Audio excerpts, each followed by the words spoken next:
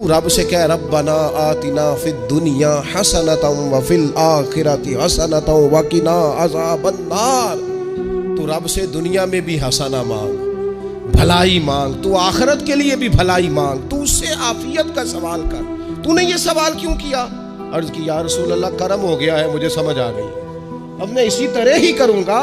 عزیز دوستو، ہم کہاں سہ سکتے ہیں؟ ہم دنیا میں رب کی سزا ہم نہیں سہ سکتے، ہم کمزور ہیں تو گرمی نہیں سہ سکتے، شدید سردی نہیں سہ سکتے، شدت کی بھوک لوگ نہیں سہ سکتے، کوئی آزمائش نہیں سہ سکتے۔ وہ جو لوگ بعض اوقات کہہ دیتے ہیں نا جی فلاں چیز ہمارے اعمال کا نتیجہ ہے، تو میں کیا کرتا ہوں، نہ کوئی یار، ہم تو یہ بھی نہیں سہ سکتے، ہم کہاں برداشت کر سکتے ہیں، ہمیں تو وہ معاف ہی فرمائے۔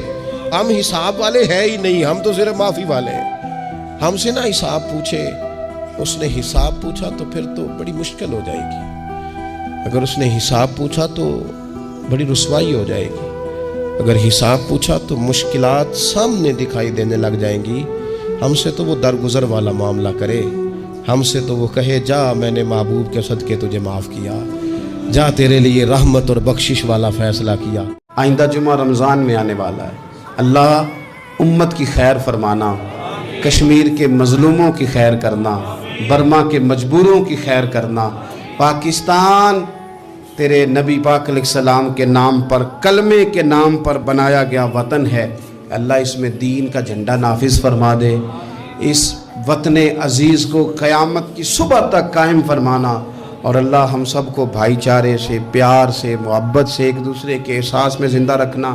اور مہربانی کریں کم خبریں دیکھیں، جو وہ خبریں عورتیں پڑھتی ہیں ان خبروں سے بھی پرہیز کریں۔ کوئی ہم نے بڑا سال 11 مہینے سیاسی تبصرے کر لیے، کیا انقلاب آیا پھر ملک میں؟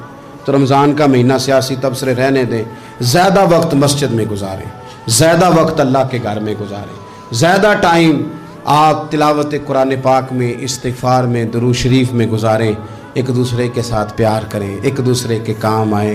اے خالق کائنات، اس ماہ مقدس میں تو جن لوگوں کو معاف کرے گا ہم سب کے نام بھی اس میں شامل فرما۔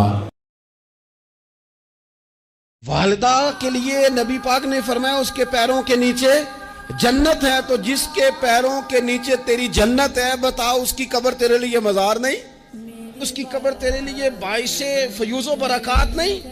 تو نبی پاک صلی اللہ علیہ وسلم نے فرمایا ایک روایت میں، جو ہر جمعے والے دن اپنے والدین کی قبر پہ جائے گا، اللہ تبارک و تعالی جانے والے کی بھی بخشش فرما دے گا۔ نبی پاک علیہ السلام نے فرمایا کسی جرم کی سزا اللہ تعالیٰ دنیا میں نہیں دیتا اتنی جلدی۔